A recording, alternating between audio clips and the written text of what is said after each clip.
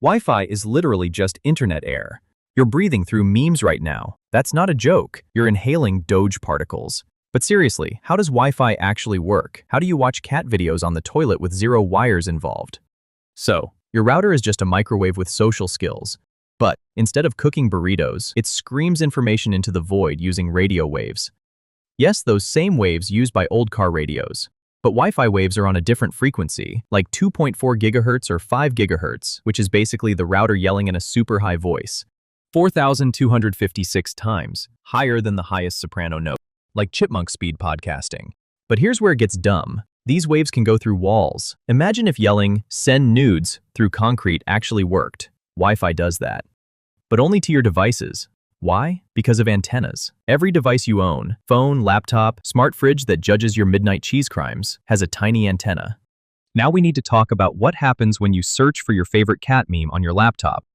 You click on it in the Google results, and you're basically launching a microscopic postal service. The browser writes a little, "Dear website, give me memes" letter, except instead of putting it in an envelope, your computer chops it into hundreds of tiny Lego pieces called packets. Each packet gets a return address, a destination address, and is then handed to your Wi-Fi chip, which is basically a professional translator for computer thoughts.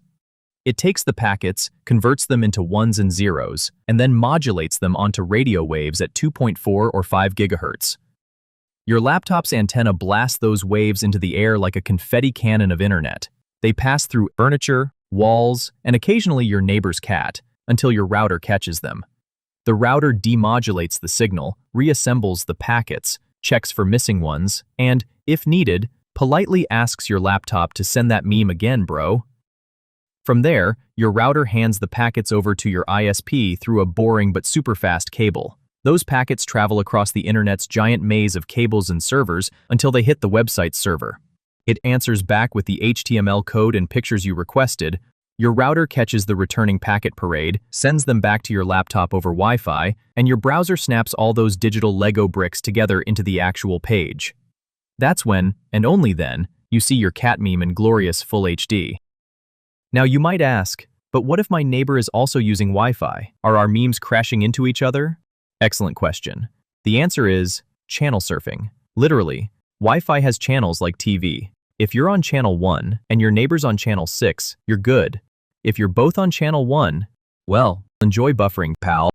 Okay, let's talk encryption.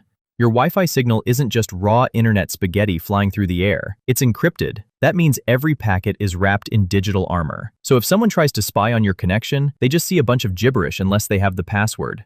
Make sure your password isn't 12345. And here's the thing. Wi-Fi is basically controlled lightning. In other words, you're shooting invisible lightning bolts full of memes from a plastic box to your eyeballs. And nobody finds this weird. Anyway, that's how Wi-Fi works.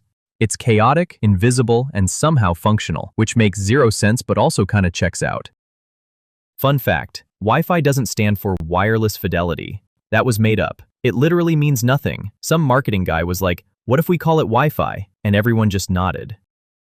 Thanks for watching.